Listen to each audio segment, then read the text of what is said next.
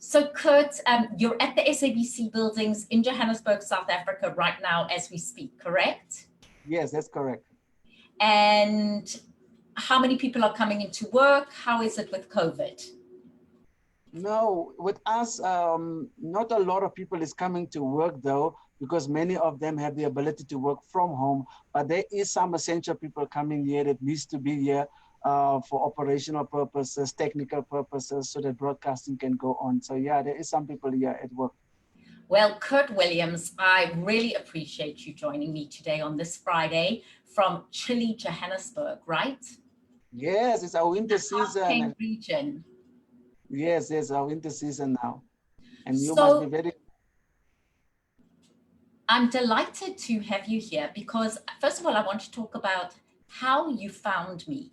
So, Kurt, a lot of what I talk about is building connections and being proactive. So, how did you find me? Because I want whoever's watching just to remember that there's no substitute for relationship building, right?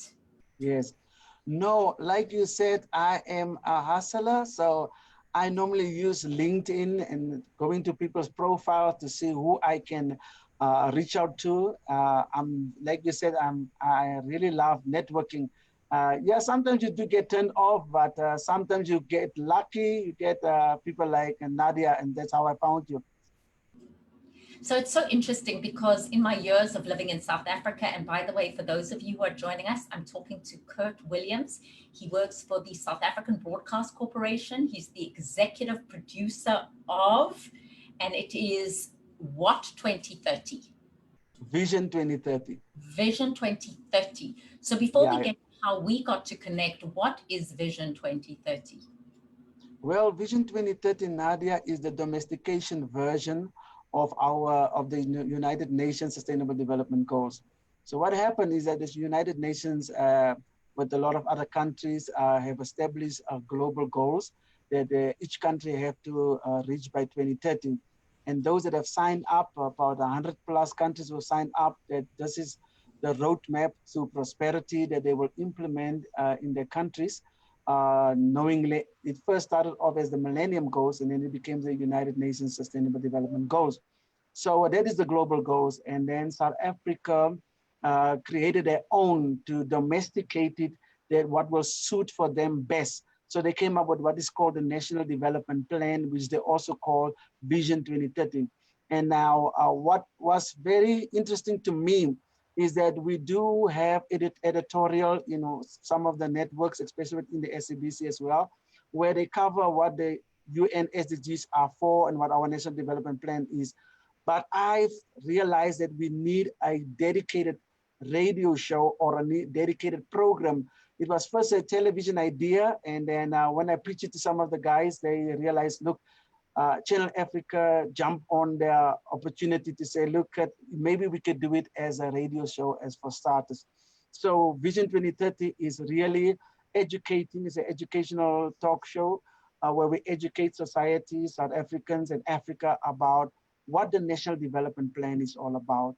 And by so doing, once they are informed, we can rally them around how we can implement and reach these goals by 2030, and also have some kind of a way of keeping government accountable. And I am very privileged that you just interviewed me for your show. So I love it when roles are reversed, Kurt. You interviewed me, now I'm interviewing you. So there are a couple of things I want to talk about today. Today was the funeral of Zinzi Mandela, the younger daughter of Nelson and Winnie Mandela. She was only 59 years old. So what was the coverage on the funeral? What was the atmosphere of a funeral in the time of COVID?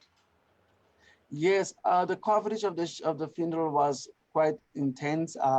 We buried her today. We have high-profile politicians that pay tribute to the legacy of Zinzi Mandela, just to highlight how we should remember her and celebrate the achievements, and not forgetting she was a remarkable woman, and to have a woman of that caliber was a really encouraging thing for South Africans, and especially for the younger generation, and specifically also for women, So we appreciate the fact that Zinzi really plays such a role, contributed greatly to the democracy of South Africa. And yeah, we had to send her off today, sadly. At the same time, it's a bittersweet taste for us because at the same time, we celebrate a woman and the diversity of society, that women are really key in playing a critical role in changing the world for the better. And you asked me in my interview, Kurt, you said, Nadia, how do you want to remember Zinzi? And I said to you, for me, it will always be 1985 when she read the letter from her father to P.W. Botha, basically saying, I will not comply, I will not capitulate, I will not take your plea deal to go into exile and not be active. And that's the Zinzi Mandela I remember, the poet, the person who spoke about using your voice. So for me, that's an enduring memory that I have. And of course, she will be buried next to her mother. Yes, yes, certainly. No, for me personally, I think I would like us to remember Zinzi as a woman in a man's world that makes an enormous difference, who stood out like a sore thumb to really inspire the young people, especially women, that yes, you can make a difference. Yes, you can add value. Yes, building a nation is also depending on women like Zinzi Mandela, and you can do it too. I mean, she was the ambassador To and Denmark, that, right? yeah, to Denmark, and that tells a lot, showing you the kind of woman qualities she was portraying. And that's what I would like us to remember her as, a strong go-getter, as a woman who need not to apologize for making her to be comfortable in her skin and to be comfortable with the fact that if we're going to have to build any nation, the women have to be part of that. I love that you are a man who champions women, Kurt. And of course, her sister Zanani is the ambassador to South Korea. And Wow. we spoke about, Zinzi had a lot of tragedy in her own life. Her own Yes. granddaughter died in a tragic car accident in 2010. And I remember that Yes. so vividly, Kurt, because I had met her. She was the most beautiful child. She Mm-hmm. was 10 or 11 at the time, and I think Yes. it was the closing ceremony of the World Cup, and she died in a tragic accident. That was Zinzi's granddaughter. Anyway, you Yes. and I both have said we just wish the family many blessings and thinking of them all today, right? It's because it's a Yes. loss on a national level, and an international level, but to the family, it's the loss of a loved mother and grandmother and aunt. Yes, it's a loss to all of us. We share their pain, we share their laughter, their memories. Um, and, you can truly know what it is like if you have gone that road before. But as a nation, we really appreciate the family for allowing us to, in their lives, and allowing us to share Zinzi, a mother, and Utata Nelson Mandela with all of us. And that is a very great thing. And they have made such a wonderful, remarkable,